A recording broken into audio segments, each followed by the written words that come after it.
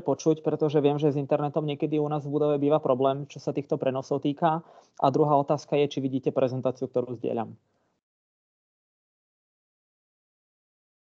Tak já ji vidím dobře a když tak bych poprosila, píše paní Lipinová, tak počkáme, jestli píše, paní Oborná vzkazuje, že je vše OK, takže počítám, že je všechno v pořádku.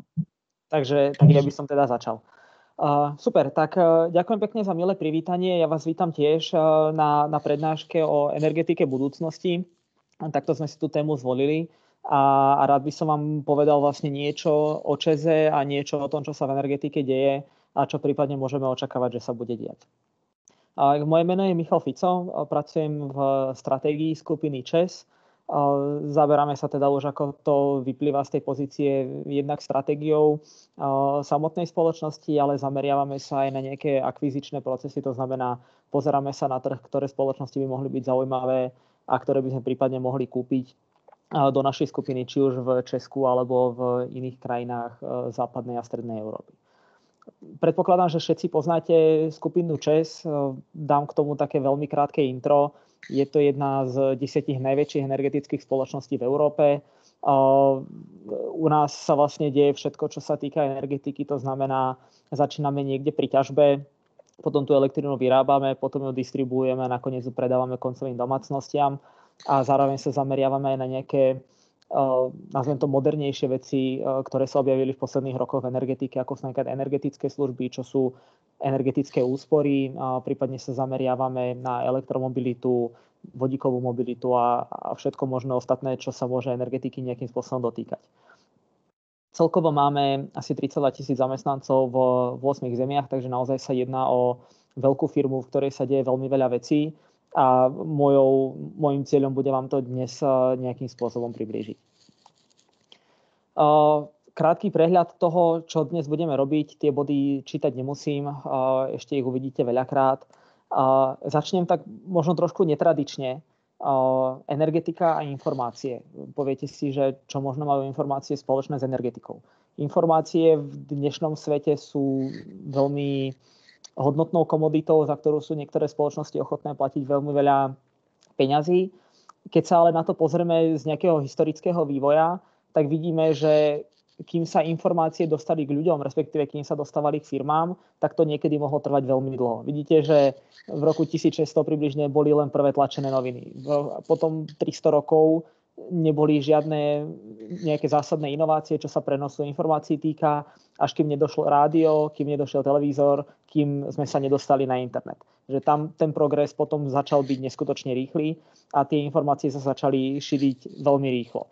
A informácie aj pre energetiku sú neskutočne dôležité, o tom vám za chvíľku poviem, ale keď sa na to pozrieme čisto z hľadiska toho, čo všetko tie informácie sú a čo všetko to zahŕňa, tak len keď sa pozrieme z celkovej spotreby elektriny celého sveta 1% spotrebujú datové centra. Čo, keď sa zamyslíte nad tým, aký je ťažký priemysel, koľko sa vyrába aut, koľko ľudí žije, čo všetko sa robí, tak datové centra spotrebujú 1% tohto všetkého. To je naozaj neskutočne veľké množstvo. Viac ako 50% populácie v dnešnej dobe online. To znamená, ten prístup k informáciám a to ich šírenie je neporovnateľne rýchlejšie, ako keď sa pozrieme na tú časovú os, ktorú som hovoril na začiatku. Z hľadiska maloobchodných značiek až 91% má minimálne 2 profily na sociálnych sieťach, pretože si uvedomujú, ako je dôležité s ľuďmi komunikovať, ako je dôležité mať informácie k dispozícii a ďalej ich šíriť. Len za posledné 2 roky sa vygenerovalo 90% všetkých svetových dát, čo je naozaj neskutočné množstvo. Internet je tu približne 40 rokov, tak by ste si povedali, že možno je to nejako viacej rozdelené v čase, ale opak je pravdou. No a na záver, čo teda je niečo, čo sa možno viacej týkalo ešte mojej generácie, ja si teda pamätám diskety. Keď si spravíme prepočet, tak za každú sekundu človek vygeneruje 1,7 MB dát. 1,7 MB je viac ako jedna disketa. Ja si pamätám, že keď sme my mali prvé diskety, alebo rodičia mali prvé diskety a ukladali si na to všetky dokumenty z Wordu, tak boli nadšení z toho, koľko sa tam toho zmestí. dnes je 1,7 MB absolútna banalita. To je vlastne jedna fotka, ktorú si odfotíte na telefón a keby ste si to prenásobili, myslím si, že 86 000 sekúnd v dni, tak by ste museli spraviť asi 40 000 fotiek denne a to množstvo je naozaj neskutočné. No a na záver, ľudia chcú mať informácie a chcú sa k ním dostávať, tak taký Google napríklad vyhľadá 40 000 nejakých keywords v priebehu 1 sekundy, čo je naozaj neuveriteľné množstvo. Ale aby sme teda prepojili informácie s energetikou, tak môžeme povedať, že informácie určite hýbu skupinou ČES. Ja som si tu vybral nejakých 7 obrázkov, niektoré sú spojené, niektoré sú skôr samostatné. Obrázky 1 a 2 sú vzájomne prepojené. Na jednotke vlastne sa pozeráme na call centrum, kde sú zamestnanci ČESu, môžete im zavolať, môžete s ním vyriešiť problém. Na druhej strane call centrum nemusí byť vždy k dispozícii, môže byť obsadená linka, môže byť jednoducho noc, nemusí byť nočná služba. V tom prípade existuje inovácia, ktorú určite všetci poznáte a sú to tzv. Chatboti. Vy tam môžete napísať nejaký svoj problém a je šanca, že ten chatbot vám dokáže pomôcť. Je to oveľa rýchlejšie, je to lepší prístup k zákazníkovi. Odstraňuje sa tam do určitej miery ľudský element, to znamená, že tam nebudete mať problém s tým, či toho druhého človeka dobre počujete a tak ďalej.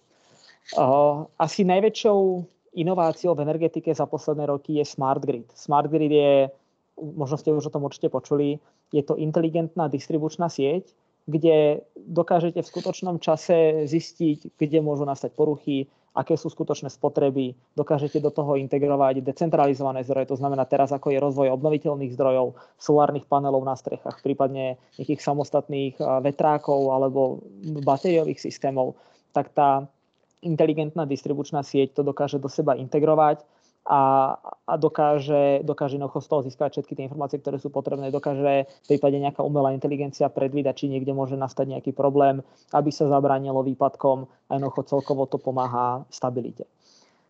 Keď sa pozrieme na 4 a 5, žiaľ nenašiel som v 4 obrázok, ktorý by sa týkal ČESu.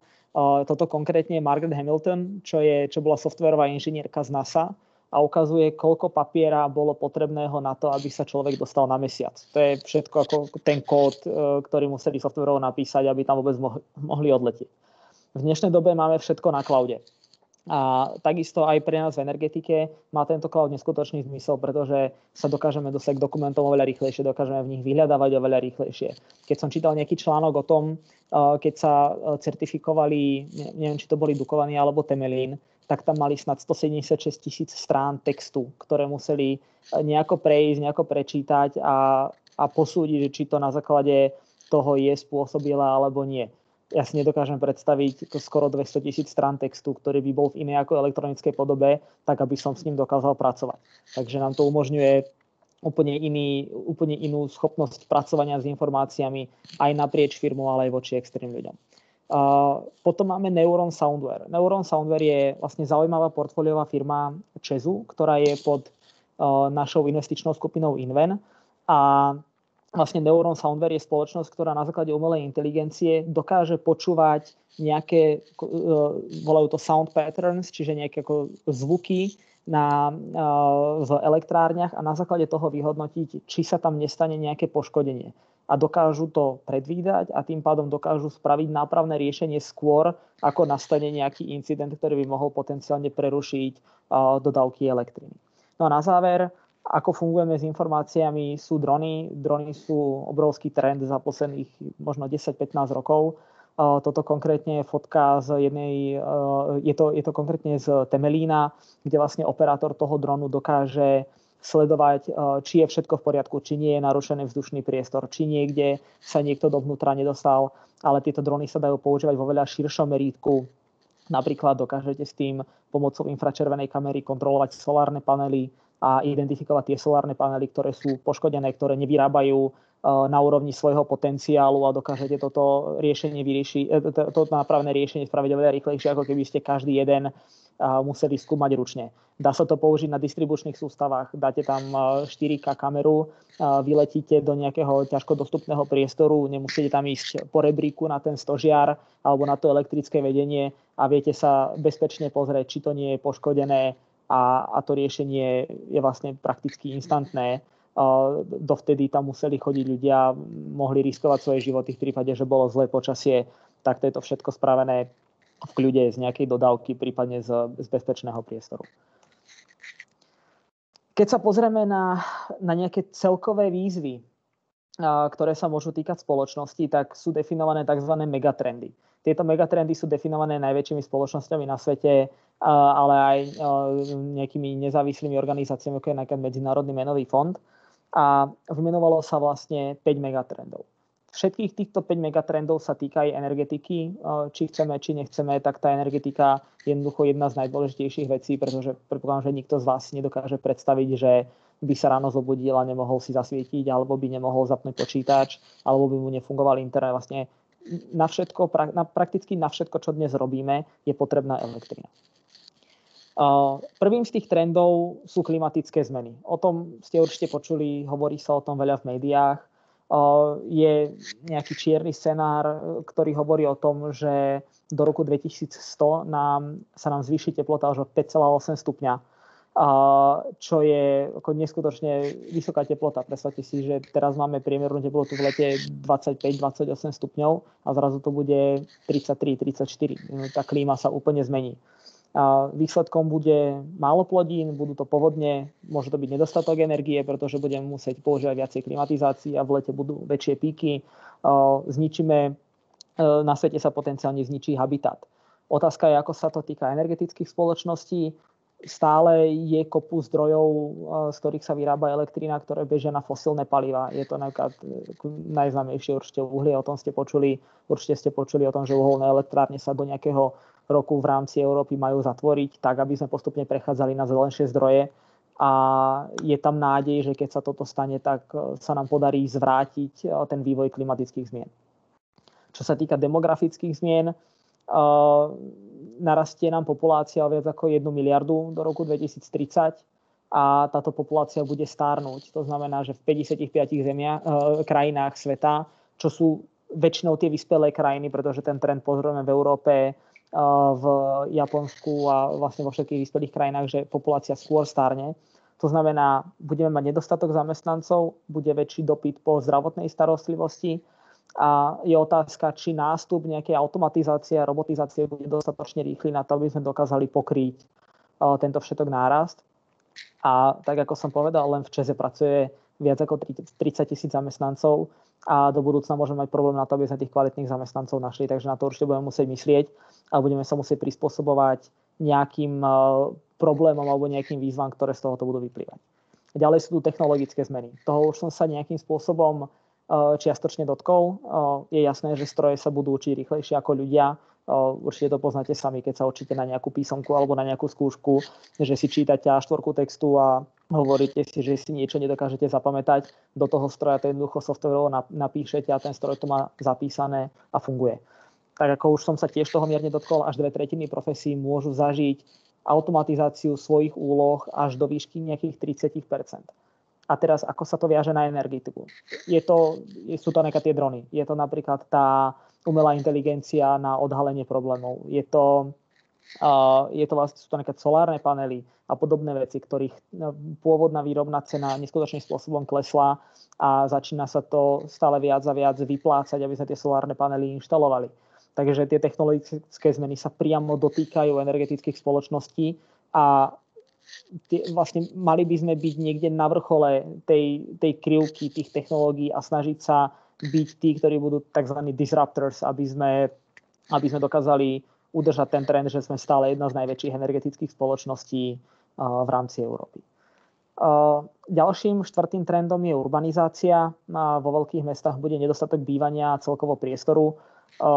My momentálne sedíme v Prahe, ja som z Bratislavy, čo nehovorím, že sú nejaké zásadne veľké mestá v porovnaní s Londýnom, ale už aj v týchto mestách vidíme, že je nedostatok priestoru na bývanie a je otázne, ako sa tento problém bude do budúcna riešiť. A energetické spoločnosti s tým potenciálne tiež vedia nejakým spôsobom pomôcť, pretože sa robia všelijaké inteligentné budovy, ktoré dokážu byť sebestačné, dokážu používať napríklad dažďovú vodu, dokážu lepšie využívať priestor v prípade, že ľudia do týchto budov nechodia a potenciálne to môže byť aj jedno z riešení, ktoré pomôže pri urbanizácii. No a na záver, posledným nejakým trendom je to, že Čína sa môže stať novou svetovou veľmocou už do roku 2030, čo je naozaj za rohom, nakoľko končí rok 2020. A India sa môže vyrovnať USA v roku 2050, čo tiež nie je tak ďaleko. Čo to môže znamenať pre Európu alebo pre svet? Ťažko povedať. Už v tomto momente sa z Číny dováža neskutočne veľa vecí do Európy a je otázne, čo sa stane, keď sa touto veľmocou stane Čína, ale to určite nechcem predbiehať, ale je to niečo, na čo treba myslieť. Ja už som teda o tom čiastočne hovoril, ale čo vlastne tieto jednotlivé veci znamenajú pre skupinu ČEZ? Ako už som povedal, klimatické zmeny, budeme musieť zatvárať uholné elektrárne a nájsť nejaké záložné riešenie. Či už to bude nový jadrový zdroj, alebo tu budú obnoviteľné zdroje, ako napríklad vetráky alebo solárne panely. V podmienkach Českej republiky sú vlastne toto asi momentálne 3 možnosti. Z hľadiska vody a nejakých vodných elektrární už sú vlastne všetky zdroje viac menej využité na maximum, takže tam priestor nie je. A potom nám ešte ostáva biomasa, bioplyn a podobne, ale tam ako predsa len nejaké emisie budú.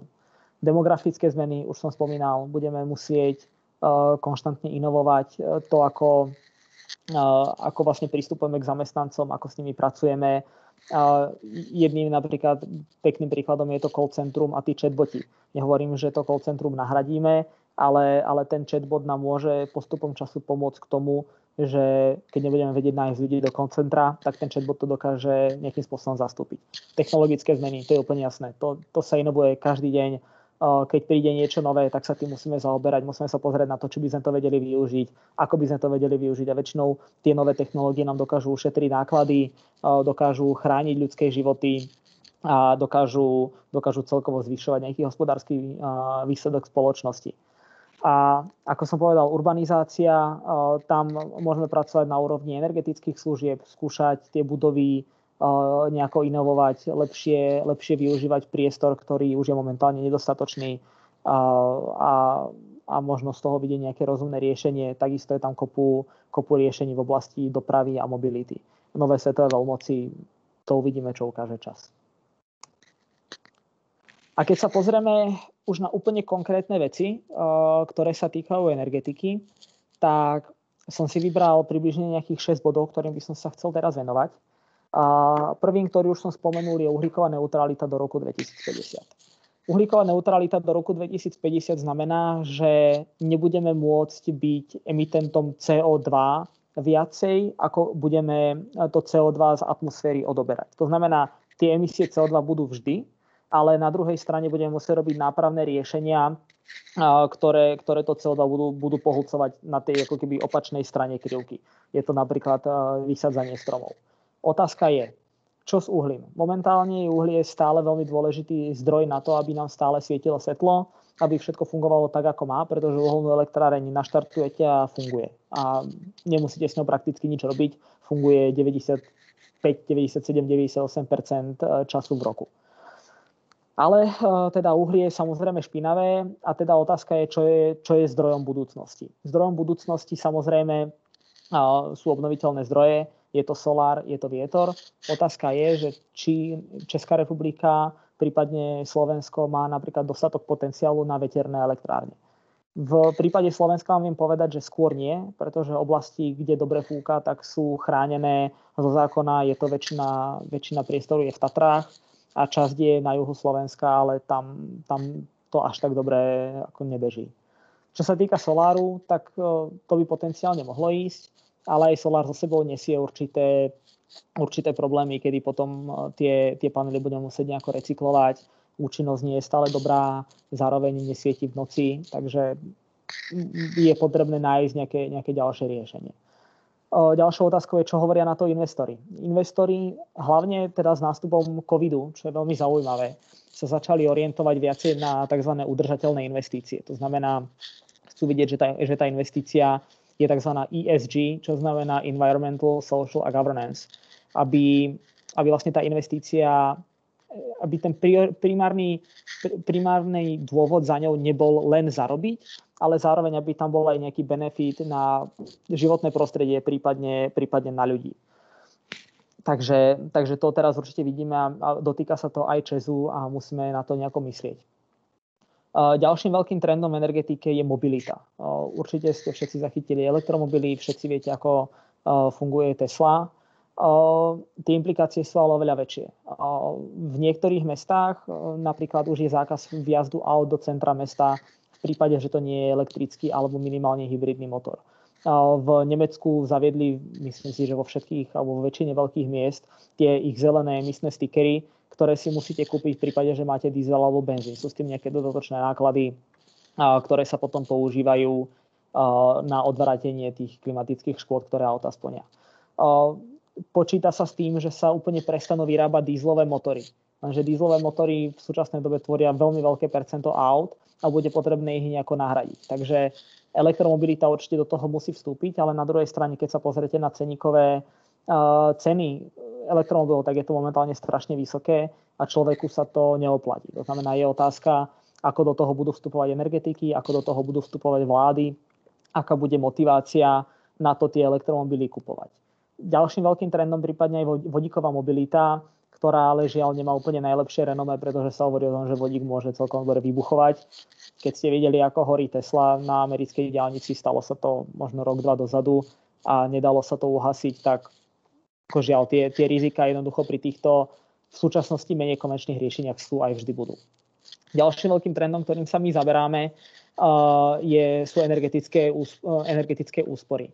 To znamená, nejde iba o to vyrobiť dostatočné množstvo elektriny, ale ide aj o to znížiť spotrebu tej elektriny. To znamená, na čo musíme svietiť v celom dome, keď to jednoducho nevyužívame. Prečo by sme nemohli mať účinnejšie chladničky? Prečo by sme nemohli mať smart meter, aby sme vedeli optimalizovať našu spotrebu? A tak ďalej, a tak ďalej. To znamená, alebo môže tam byť zatepľovanie budov, aby sme nestrácali teplo. Čiže tých riešení je naozaj neskutočne veľa, ktoré môžeme použiť na to, aby sme vylepšili to, ako v súčasnosti svet funguje a zároveň tým mohli trošku ušetriť. Pekný príklad o tom, ako sa energetické úspory vlastne dostávajú do nejakej legislatívy alebo do odporúčania Európskej únie je to, že keby ste historicky dokázali vyrobiť Škodu Octavia za 1 MWh elektriny, čo je samozrejme nereálne, ale je to iba pre ten príklad, že by ste spotrebovali 1 MWh, tak v dnešnej dobe už môžete spotrebovať iba 0,8 MWh. To znamená, Európska únia nás priamo tlačí do toho, aby sme našli riešenia, ako spraviť ten istý proces, ale s využitím menšieho množstva elektriny. Čiže použijete vo výrobnej hale nejaké úsporné osvetlenie. Alebo, ja neviem, tých riešení je naozaj veľa a my v ČEZe, konkrétne to robí ESCO, sa snažíme tieto riešenia nachádzať a firmám to implementovať. A potom máme Smart Homes a Smart Cities. To sú nejaké buzzwords, ktoré už ste určite počuli. Ide o to spraviť všetko, čo najinteligentnejšie, aby sa energiou neplýtvalo. A pekným príkladom je jedna budova, ktorá myslím si, že v Rotterdame, ak sa nemýlim, tak je to sídlo jednej poradenskej spoločnosti, ktorá funguje takým spôsobom, že na základe softvéru, ale aj samostatných funkcionalít tej budovy dokáže napríklad určiť, že je štvrtok a vedia, že v štvrtok chodí do práce menej ľudí, lebo si berú home office, tak nejaká časť budovy sa úplne zatvorí, nefunguje tam klimatizácia, nefunguje tam kúrenie, nezaťahujú sa, nevyťahujú sa rolety a jednoducho tá budova je ako keby energeticky neutrálna, že nevyužíva nič zo siete, iba to úplné minimum, ktoré je potrebné. Alebo sú tam napríklad okná, ktoré dokážu na seba natiahnuť určité množstvo slnečnej energie, vyrábať z nej elektrinu. Na splachovanie sa používa dažďová voda a tak ďalej. Čiže toto je ako keby pekný príklad komplexného riešenia, na ktorom samozrejme spolupracovalo veľa spoločností, ale vrátane nich aj energetické spoločnosti a snažia sa nájsť riešenie, ktoré umožní nejakú časť úspory. Ďalšou veľkou výzvou, ktorú v energetike momentálne vidíme, je vstup ropných spoločností, ako je napríklad Shell alebo Total. Total historicky nakúpilo neskutočne veľa spoločností, ktoré vyrábajú solárne panely. Shell vstupuje do vodíkovej mobility, majú na to vytvorenú výbornú infraštruktúru, pretože majú čerpacie stanice, kde potenciálne pridajú iba nejakú malú časť a vedia obslúžiť vodíkovú mobilitu. Ropné spoločnosti a energetika majú niečo spoločné, ale nie až tak veľa. Každopádne ropné spoločnosti pochopili, že ropa jednoducho nebude palivom budúcnosti, určite nie z dlhodobého hľadiska, a preto hľadajú riešenia, ktoré by mu umožnili ostať konkurenčným na tomto trhu, a energetika im príde najbližšie. Tým, že majú neskutočne veľké kapitálové možnosti, tak vidíme, že vstupujú aj na náš trh. Od nás napríklad prednedávnom odkúpili podiel v spoločnosti Zonen, ktorá sa zaoberá práve výrobou batériových systémov. Potom, aby som pokračoval, otázka je, čo s energiou z obnoviteľných zdrojov. Čiže tá predstava toho, že budeme vyrábať elektrínu iba z čistých zdrojov, ako je solár a vietor, je síce pekná, ale sú tam dva veľké problémy. Jedno je, kam ju chceme uschovať, keď nie je potrebná. To znamená, niekoľko dní v kuse nám bude veľmi silno fúkať a bude svietiť skvelé slnko, budeme vyrábať prakticky na 100% možností a kapacity, ale jednoducho ľudia a firmy nespotrebujú toľko, koľko je dodávané do siete. Tak čo s tým? Budeme tú elektrínu iba niekam vypúšťať do zeme, alebo ju budeme ukladať na batériové úložiska, alebo aké bude ďalšie riešenie?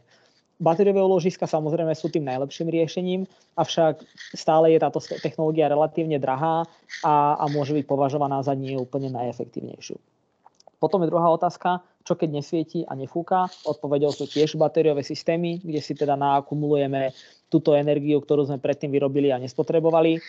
Ale v prípade nejakého veľmi dlhého výpadku slnka, napríklad povedzme, že ste niekde v Škandinávii a podobne, tak v zime vám je vlastne solár prakticky úplne na nič. A v prípade, že by vám tam ani nefúkalo, tak budete potrebovať nejaký stabilný zdroj, ktorý vám tú elektrínu bude schopný dodávať. No a na záver vidíme celkovo decentrálnu ekonomiku, to je teda decentralizované zdroje. To je pojem, ktorý sa spája s tou smart grid, ktorú som spomínal na začiatku. Ľudia si môžu nainštalovať vlastné solárne panely na strechy, elektrínu, ktorú sami nespotrebujú pre svoju domácnosť, respektíve si neuložia do batériového systému, tak vedia naspäť vrátiť do siete a zásobovať tak niekoho iného, kto tú elektrínu bude potrebovať. A v tomto je potenciálne obrovský trend a aj v ČEZe sa na to pripravujeme, ako s týmto celým pracovať. No a na záver, to je taká už technickejšia otázka, technickejšia výzva, aké sú možno zdroje budúcnosti. Som niekde čítal, že existuje snad solár, ktorý vyrába v noci, respektíve solár, ktorý vyrába v prípade, že na ňo prší, že na ňo padne kvapka vody a to sa premení do nejakej elektriny. Sú to žiaľ riešenia, ktoré sú určite otázkou budúcnosti, ale je ťažko povedať, že či ich v najbližších 2 až 5 rokoch uvidíme v komerčnej fáze a budú bežne dostupné ľuďom.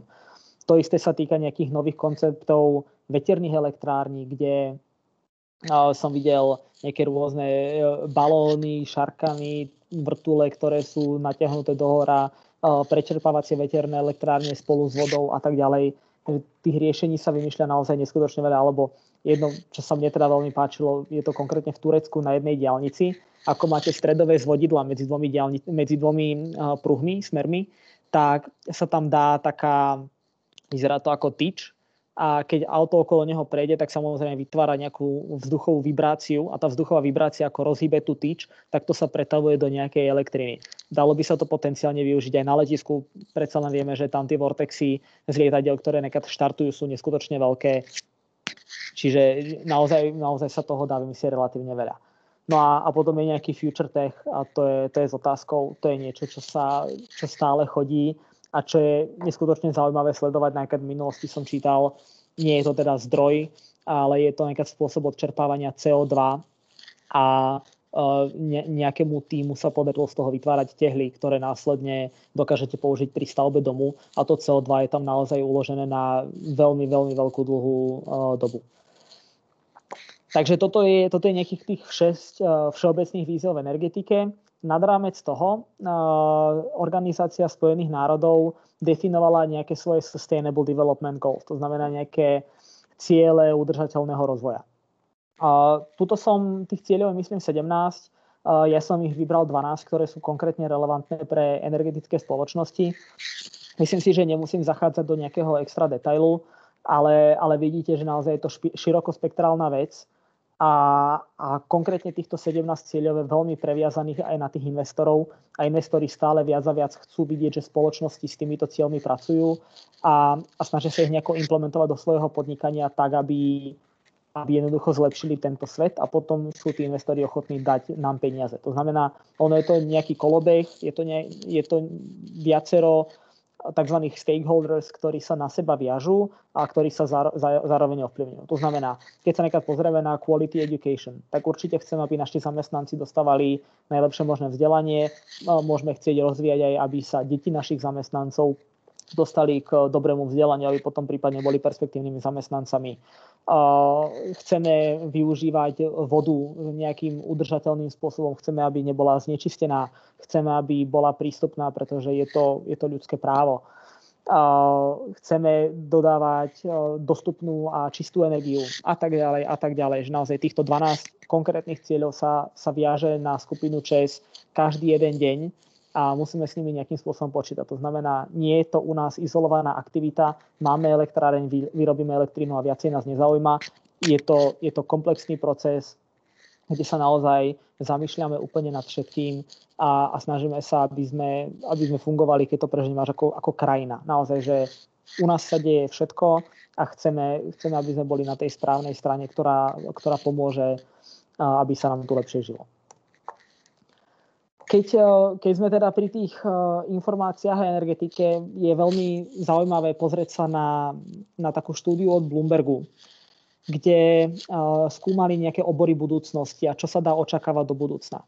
Tak na tomto grafe vlastne pekne vidíme na tej pravej dolnej strane tie profesie, kde môžeme očakávať nejaké riziko automatizácie a teda sú to obory, ktoré sú ohrozené tým, že do budúcna zaniknú.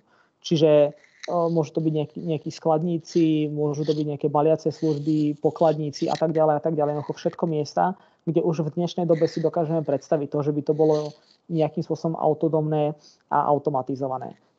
My v ČEZe na toto samozrejme tiež musíme myslieť a musíme rozmýšľať nad tým, ako začleniť tieto technológie, aby sme na jednej strane ušetrili náklady, ale zároveň na druhej strane, lebo jednoducho, keď do budúcna nebude existovať napríklad pokladník, tak ho jednoducho nezoženiete a budete sa musieť prispôsobiť tomu, že tento obor neexistuje a budete musieť uspôsobiť procesy vo vašej firme.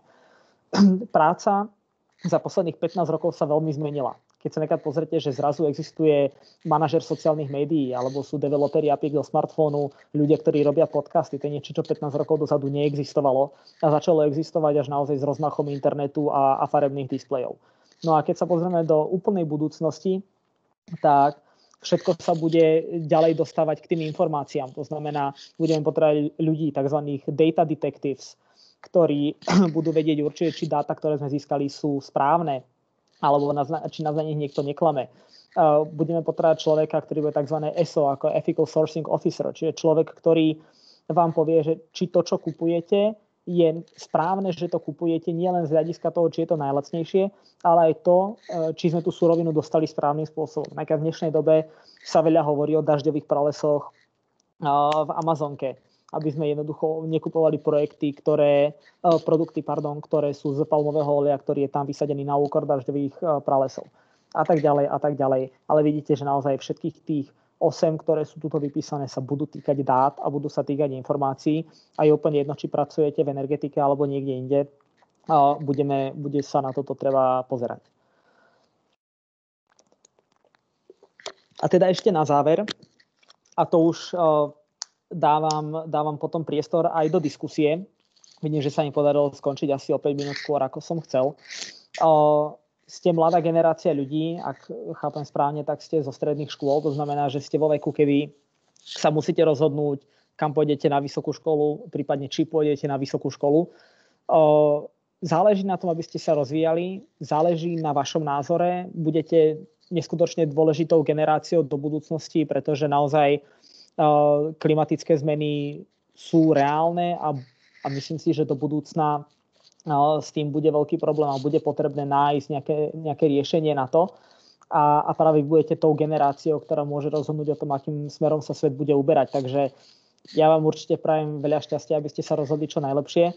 Ale predtým, ako sa s vami rozlúčim, tak aby som sa vrátil k tomu, čo teda s tým viete, viete navrhnúť nejaké riešenie, čo by sme mohli robiť, alebo nehovorím teraz iba my ako ČEZ, ale čo by mohol robiť svet na to, aby sme zabránili klimatickým zmenám, aby sme sa tu celkovo mali lepšie. Môžu to byť lietajúce autá, môže to byť umelá inteligencia, môže to byť smart cities, stredný obrazok dolu je jeden z tých veterných zdrojov. Skúste sa zamyslieť, skúste niečo povedať, dodajte do diskusie, ja sa veľmi rád naučím niečo nové, čo vás mohlo napadnúť a mňa nenapadlo, akýkoľvek váš názor, ale samozrejme prípadne aj otázky sú veľmi vítané a budem sa snažiť ich zodpovedať. Tak ja vám ďakujem zatiaľ za pozornosť a v prípade otázok sem s nimi. Tak já moc děkuji Michalovi, jinak vás všechny zdravím.